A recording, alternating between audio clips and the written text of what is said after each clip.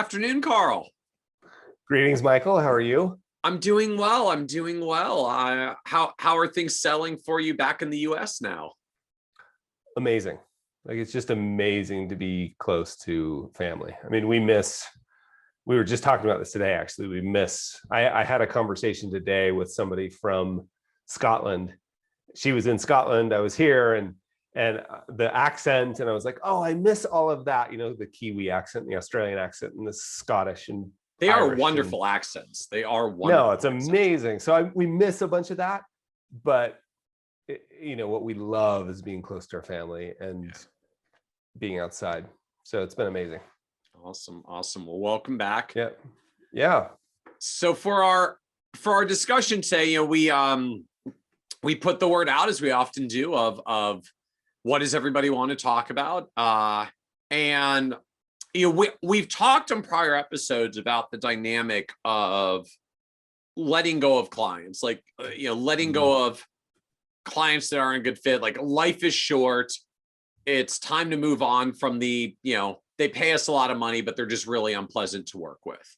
And, how do you let go of the, we used to call them PITA clients, right? Pain in the, PITA is a nice acronym. Like, how do you get rid of the PITA clients? And I think for a lot of us, like, those are pretty straightforward. Like, yeah, they pay us well, but it's not all about the money. Hopefully, ideally, we get our practice to a certain point where we can say, like, my mental health is worth more than the incremental revenue from the next client. So I'm going to take the profitable but unpleasant clients and let them go.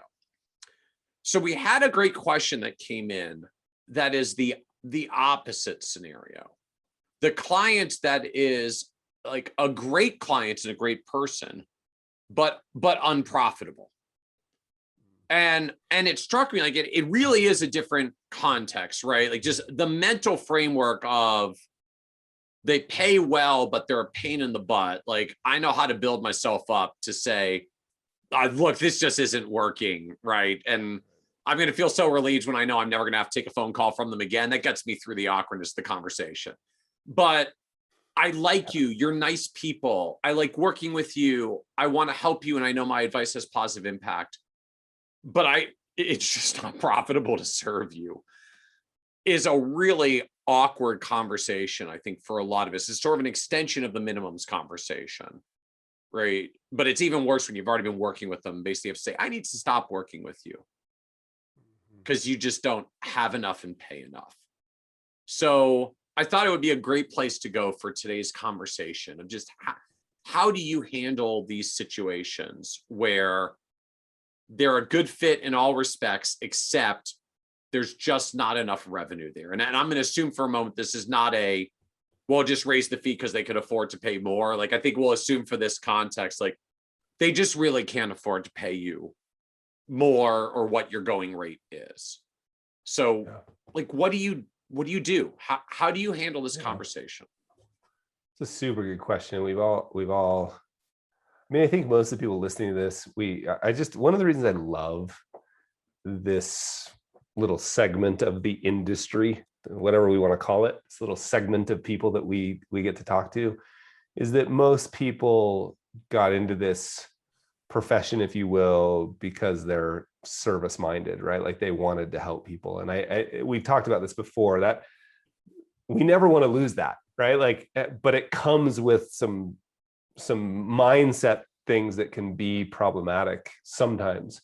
All right. So I like to help people, and there's a person who's asking for my help, but I'm going to say no because they don't pay me enough, right? Like, yeah, it's tough. I think we all get at some point, there is a business to run, children to feed, mouths to feed, etc. So, like, yeah, I get it at some level, but when you get down to an individual, they're really nice people, and I'm not making enough. Yeah. So a couple of things come to mind. The first is, like, should we assume for this scenario that they are literally not profitable, or they're just not as profitable as we are now saying we're aiming for? Like, I think I would assume literally not profitable, but if you've got some thoughts around, like, how should we be looking at profitability? I think that's a fair question, right? Like, well, yeah, because that was where I wanted to start with this, was like, well, maybe you shouldn't get rid of them. Like maybe there's something important there. Who says, like, we all run around with these super cool S's painted on our chest saying, this is how we should do the bit. And then we're like, well, I mean, we had this come up a little while ago, like maybe you shouldn't have a wait list. Like maybe you don't need to have a minimum. Maybe, like, the cool thing about this business is you can build it any way you want. But if we assume for a minute that it's like, I brought on, let's just say we brought on a number of these, and it's this just came up this morning actually, because it was tax year end, a tax year end conversation with a bunch of really amazing planners in the UK, and they were all saying, like, geez, we just feel pecked. The term I like to use is we just feel like we just got done with a month of being pecked to death by ducks. How nice people, but so many demands. So how do we deal with this? So if there's literally like, hey, I got to make a change to the business, how do you have that conversation?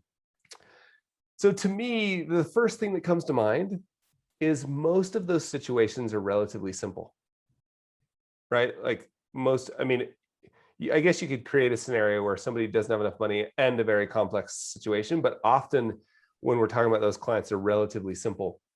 So the approach I always took in this first meeting, and we can back into like you've been serving them forever, but the approach I always took in the first meeting, and this comes up all the time because I think everybody deserves a second meeting.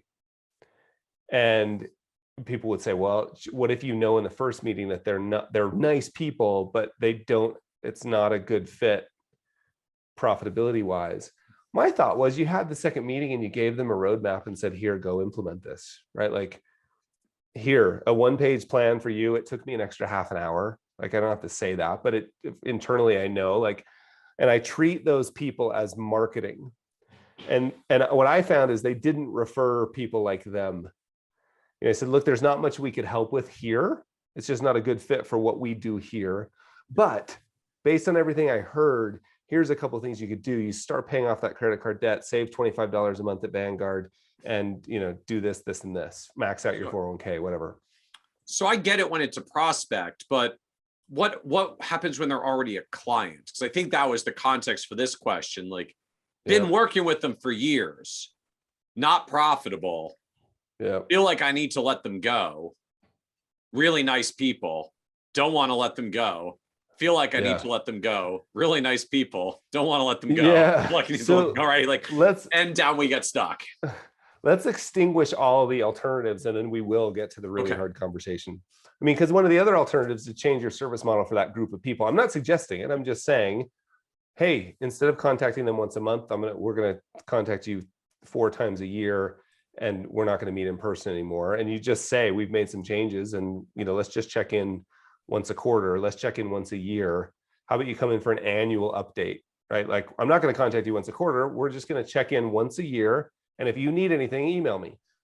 So that like, at least is like, let's call it the marginally profitable clients, and maybe we can dial the service model back in a way that makes this not totally uneconomical for us. Especially if we're doing it in a way that's better than anything else they're going to get anywhere, right? Like, it's what they need anyway. Maybe you're over servicing them, maybe. So like, you get clear about that first. I still love that business, by the way. Like, wouldn't it be interesting if you could find a way to serve somebody for $100 a month or $50 a month, even a whole bunch of them in a service model, and have a planner or a paraplanner that takes care of a whole group of them? I still think that's a really, really cool business to say, look, you don't meet the minimum to work with me. We've got a whole service model for that. I think that's a cool business. And everybody always like, you can't do that. Like, I just pull out my calculator and run the numbers real quick. They're like, no, there's a way to pull that off. Yeah. But let's get to the point and say, like, great, that's awesome, but I don't want to do that. I literally need to know, how do I talk to somebody I've got to let go? Yeah. Or sometimes it's just too low. The rule of thumb I would give as like a good rough estimate for this, of like, where is this client just definitely too low that it's not going to be viable for you? Take the revenue you make, divide it by the number of clients. So that is your average revenue per client. Take that number, divide it by 3. Most advisory firms, at least once you kind of get out of the early startup phase where you do everything and you're, chief cook and bottle washer, Most advisory firms end out with overhead somewhere in the 30 to 40% range of their total revenue, just like the raw operational staff cost it takes to run the firm, even before you ever meet with anybody. It's about a third of your revenue. And so if you take your average client revenue and you divide it by 3, you're saying as a variable cost. Well, because our overhead is mostly fixed. Like we've got our staff, we've got our infrastructure. Right. So if you add revenue, you're not necessarily saying that you add, because you're talking about fixed costs. I just want to be clear about this. Yeah. So, I think like if my average revenue per client is $6,000, about $2,000 of my client expense is paying my staff overhead. Yep. So if you are not generating $2,000, you could literally not see the clients all year. They are still not covering just the overhead of the client service administrators and the keep the lights on level of expenses, because they still end out with service requests. They're a license in Orion that you pay an account for. Like costs show up for them. And I know I see a lot of advisors like, well, I hardly meet with them, so it's not that expensive. It's like, yeah, but when you add up all the ones that you've got and you add up the time that your staff spends once or twice a year when they call because they need a service request, like it actually adds up pretty quickly. And the rest of the licenses that go with it.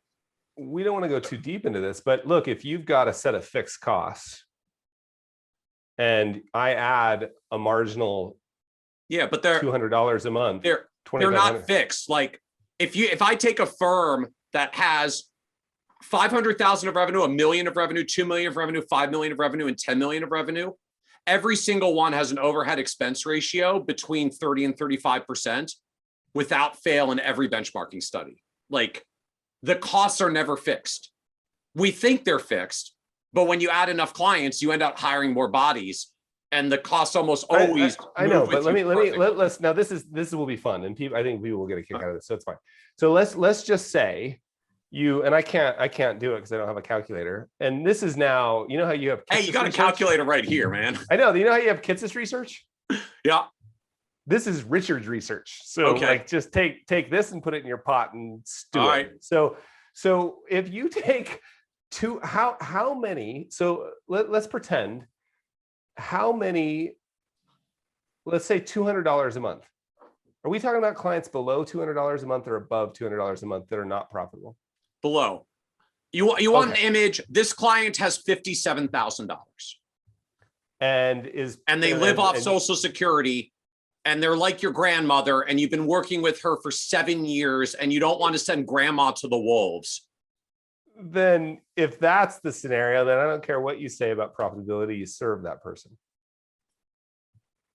If it's my grandmother, it's my grandmother. Are you kidding me? You just like, if it's my grandmother. Okay. But how many of them are you going to take though before you run out of capacity in your business? Let's say it's not your grandmother. Let's say it's not my grandmother for a minute, just because that would be too hard. We can't fire the grandmother. Okay. I can't fire my grandmother. We can fire we'll take it up one step. So here's a couple of things, rather than getting into all that profitability stuff, which I would love to have another conversation about, because there's a whole business model that I think is really cool there. But let's just pretend like it's somebody literally we just can't afford to continue to service. Yeah. But just I hear a lot of questions of like, what constitutes not profitable, because there's wide ranges. Like I just want to give people a rule of thumb that actually holds up pretty well if you dig into the math of your practice metrics. Like take your average client revenue, divide it by 3. Anybody below that line is almost certainly not covering the raw overhead cost of the business. Because there are, we as advisors tend to think if I only talk to them once a year, then the entire cost of the business is my one phone call.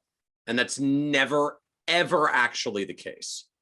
That is a conversation that I would love to have, because I'm not sure that I'm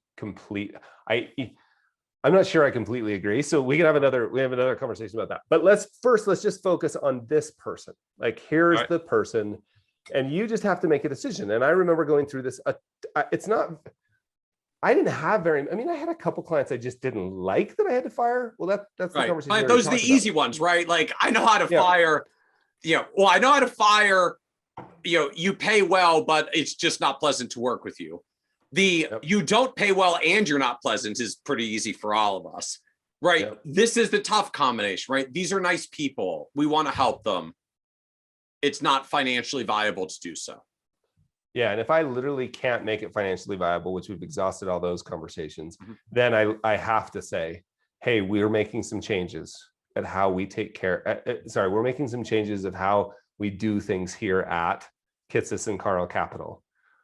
And it's no longer, so here's the mindset shift. I had a friend who worked at Goldman back in the day. They had a $10 million minimum, and there was a tax if they took anybody under that. Like they had to pay.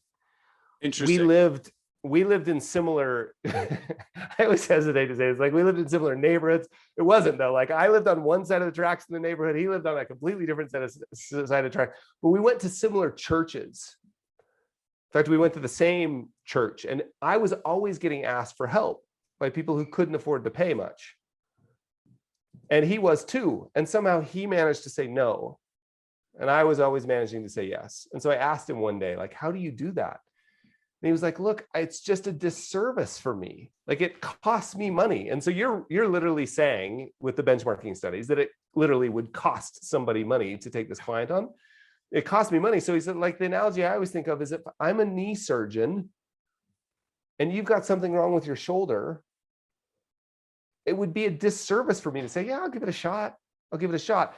And I think the mindset in my head has got to be, if I continue to keep this person on the books, knowing that I'm not going to service them because they're not profitable, I don't have the resources, I have to make a change.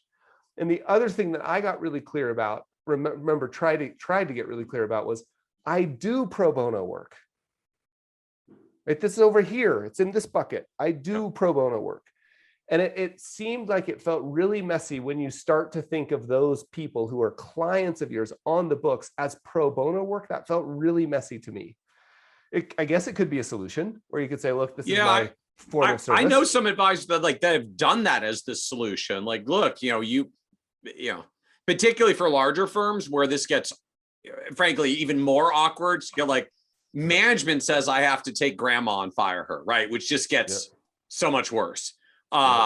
So like one of the policies I have seen some firms implement are things like, look, everybody gets 6 pro bono clients. Like you get 6 clients that you can have regardless of the profitability metrics, the rest, like this is your good deed to the world. But like you can't have 10, you can't have 20, you can't have 30, you can't scale this up because you're going to actually blow up the practice economics. But like you can have 6.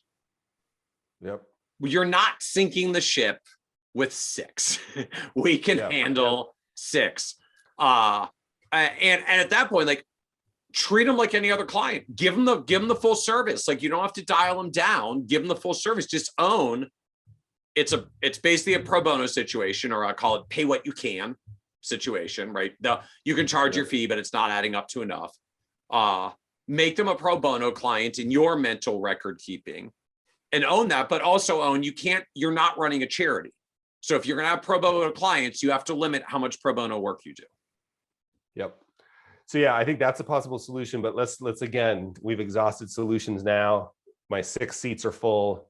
What do I do with number 7 through 27? And I think the single best thing to do is just to be kindly honest. And the way to do that is to explain, this is how much our minimum fee is. We set it there because we run a business here, and we have to look, I'm going to have do I have permission to be professionally candid with you? We got to have a relatively direct conversation. It's become clear to us, right? We set our minimum fee here for a reason. It's because after all the overhead of running the business and the people that work here, we've got to have that much, or else it just doesn't make sense for us. I don't like the word profitable in this conversation. I don't know why it doesn't feel good, but I think it just doesn't make sense for us to do anything less than this. And it would be bad advice for me to suggest that you pay that. Right? Like it's whatever. I think that's a it's kind of a nice framing. Like it Well, would be bad advice for me to charge you what our 5% of your 5% of your investable assets is my fee, right? Like it just, that's not good advice. So I can no longer have, we can no longer serve you the way we have been doing, but could we take a meeting and I want to get you all set up to, frankly, right? The reason our minimum fee is this is because we provide a lot of services. And to be honest, you don't need those services, right? So I can get you set up someplace else, and maybe set up's the wrong word. I can help you with a plan, one-page plan that you can go implement somewhere else, right? And I can even make a suggestion. I actually helped people open accounts at Vanguard, right? Like sit down, let me show you exactly how to open it. Let's open the account at Vanguard. Let's get assets moved there. Let's take care of that. I will help you with all of that. We helped people who weren't a good fit. I mean, I didn't have to do that often, but I remember doing it 2 or 3 times. And to me, that's the only way to do this. It's just got to be an honest discussion. We run a business. And I think most of this, because it's even in my head, like I'm stumbling through it right now. I feel it. And I can feel this, like, I'm going to hurt somebody's feelings. As I reflect back on those conversations, almost everybody understood. Totally get it. They do usually know that they're not like the rest of your clients. And we're grateful for the help. And I just think everyone deserves that level of dignity is not the right word, but just like we can treat people kindly in this process. And if it takes us an extra couple of hours to help them in that situation, we do it. And it's the same as the prospect that's not a good fit. Yeah. It becomes a form of cosmic karma. It also becomes a marketing. That person now clearly knows what your minimum is. Yeah. If you were kind to them, because I've seen I don't want to call it the Brooklyn way of doing this, but like I've seen that way, like, hey, this isn't going to work anymore. Sorry, it's not a good fit. Tell me where to send the money. I guess you can do that too. That's what I do for the ones that aren't nice to work with. Yeah. Yeah. So to me, the nice ones, and I've liked that we've sort of processed through this. The nice ones, to me, it's an honest discussion about the reality of the business. And then a real effort to help them get set up in a way that frankly meets what they need anyway. Like pay off this debt, save $50 a month in the S&P 500 fund, keep funding your 401k, right? Like that's what you should be doing anyway. Well, and my approach to this is still at the end of the day, we've talked about this on other episodes of this podcast as well. Like your C client is still someone else's A client. It happens really up and down the spectrum. I mean, even down to, we'll call them just like very small account sizes, like somewhere out there, there's a really smart, really sharp, up and coming financial planner who does great work and knows their stuff and gives great advice and is struggling to find their third client. And it would be a gift to everyone. They will service this client more than you ever could or ever wanted to because they don't have a lot of clients. And, particularly early on, any revenue coming in is good.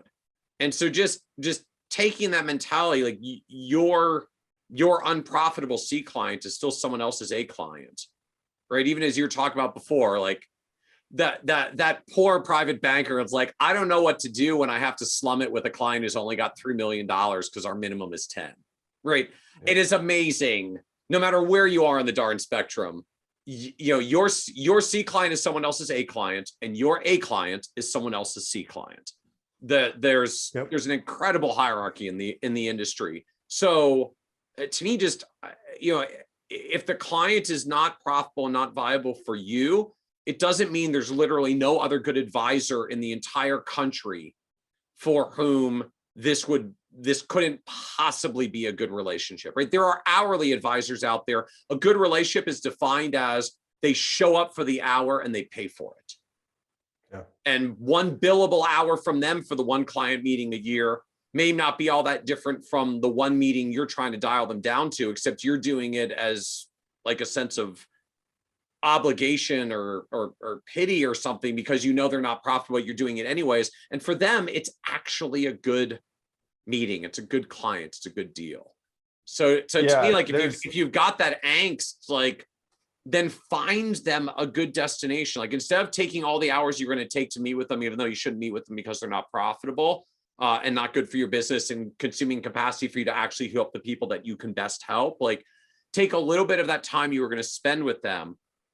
Find an advisor. Like you can help them by finding the advisor that would be a better fit for them. For sure. And to me, then the conversation gets much more positive, which is, you know, look, I've really enjoyed working with you over the years, but we've gotten to a point where I'm not sure we're the best fit anymore.